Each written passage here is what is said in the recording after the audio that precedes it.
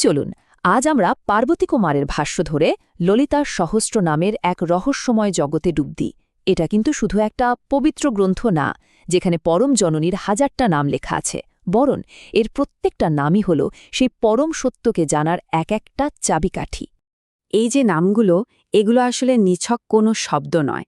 এগুলো হলো এই বিশাল মহাবিশ্ব, আর এর গভীরে যে প্রাণ শক্তিটা কাজ করছে সেটাকে বোঝার এক একটা সূত্র। এই নামগুলোর মধ্যে দিয়েই আমরা সেই পরম শক্তিকে অনুভব করতে পারি, যেটা এই বিশ্বের সব কিছুকে জীবন্ত করে রেখেছে। তো চলুন আমাদের এই আধ্যাত্মিক যাত্রাটা শুরু করা যাক। দেখুন, ললিতার প্রথম পরিচয়টাই হল তিনি এই গোটা মহাবিশ্বের মূল উৎস, মানে তিনি হলেন সেই অব্যক্ত শক্তি যেখান থেকে এই জগতের সবকিছু, সমস্ত রূপের সৃষ্টি হয়েছে। এই আলোচনাটা শুরু করার আগে লেখকের লক্ষ্যটা বোঝা কিন্তু খুব জরুরি।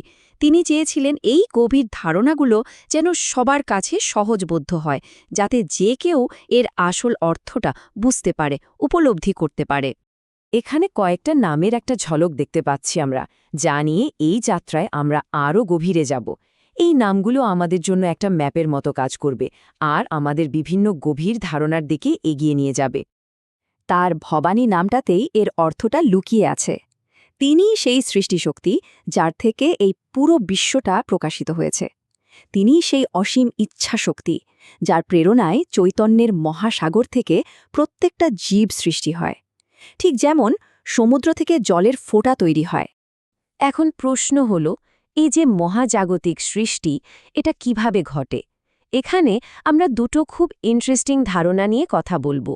একটা হলো ঈশ্বরের সৃজনশীল খেলা, বা যাকে আমরা দিব্য লীলা বলি, আর অন্যটা হলো এই খেলা থেকে বেরোনোর রাস্তা, মানে মুক্তির পথ।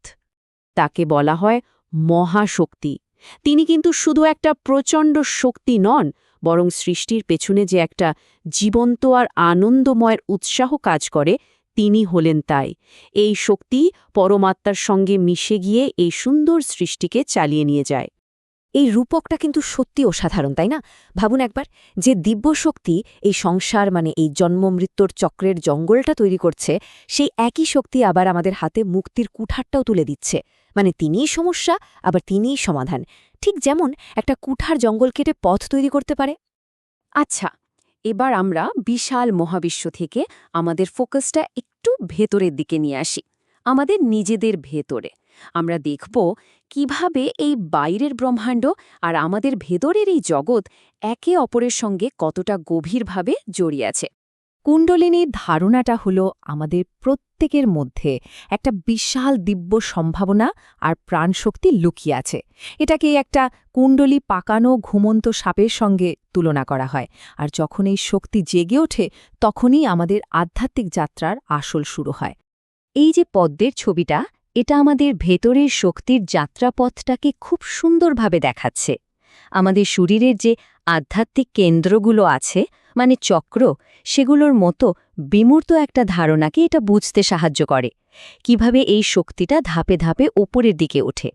কুণ্ডলিনীর এই ওপরের দিকের যাত্রাকে বিশ্বেতেন্তু তনিয়াসি নামেও বলা হয়, যার মানে হল পদ্মের ডাঁটার মতো সূক্ষ্ম।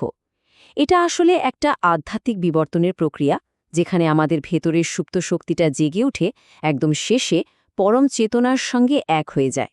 চলুন এখন আমরা দেখব কিভাবে একজন সাধক কোনো জাঁকজমক ছাড়াই শুধুমাত্র ভক্তি, আন্তরিক অনুভূতি আর গভীর উপাসনার মাধ্যমে এ দিব্য শক্তিকে নিজের ভেতরে অনুভব করতে পারেন। তার মানে মূল কথাটা হল, পরম সত্তাকে জানার পথটা কোনো যান্ত্রিক আচার অনুষ্ঠানের মধ্যে আটকে নেই, বরং এটা একটা গভীর অভ্যন্তরীণ যাত্রা। এর জন্য মনটাকে সেই দিব্য চেতনার দিকে স্থির করতে হয়, যা আমাদের আর এই বিশ্বের সব কিছুর মধ্যে ছড়িয়ে আছে। এখানে দেখুন, ভক্তির 3টি পর্যায় দেখানো হয়েছে। এটা শুরু হয় বাইরের উপাসনা দিয়ে আর শেষ হয় চূড়ান্ত মিলনের মধ্যে দিয়ে। এটা সাধনার একটা সম্পূর্ণ রোডম্যাপের মতো। এবার আমরা আমাদের আলোচনার সবচেয়ে গভীর একটা জায়গায় চলে এসেছি।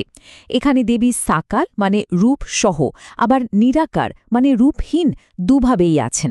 আর আমরা দেখব যে এই উপলব্ধিটা কিভাবে মানুষের মনের গভীরতম ভয়কে একেবারে দূর করে দিতে পারে। এই যে তুলনাটা, এটা একটা খুব গুরুত্বপূর্ণ দার্শনিক সত্যকে তুলে ধরে। আমরা দিব্যসত্তাকে একটা সুন্দর মঙ্গলময় রূপ দিয়ে পুজো করতে পারি, কিন্তু তার আসল প্রকৃতিটা হল রূপহীন, অসীম আর অব্যক্ত চৈতন্য। এটা একটা অত্যন্ত শক্তিশালী নাম, ভয়া পাহা। এর মানে হল, যখন আমরা তার আসল প্রকৃতিকে এই সর্বব্যাপী চৈতন্য হিসেবে বুঝতে পারি, তখন আমাদের ভেতর থেকে সব রকম ভয় দূর হয়ে যায়। এই কথাটা ভয়ের মূল কারণটাকে খুব সহজ করে বুঝে দেয়। ভয়টা আসে নিজেকে এ বিশ্ব থেকে আলাদা ভাবার একটা ভ্রম থেকে। যখন আমরা অনুভব করতে পারি যে আমরা সবাই আসলে একই চেতনার অংশ, তখন এই আলাদা ভাবার ভ্রমটা কেটে যায়, আর তখন ভয় পাওয়ার কোনো কারণই থাকে না। এই গভীর আলোচনার শেষে একটা প্রশ্ন রেখে যেতে চাই। যদি ভয় সত্যি একটা ভ্রম হয়, তাহলে সেই ভ্রমের আড়ালে কোন পরম বাস্তবতা আমাদের আবিষ্কারের অপেক্ষায় রয়েছে?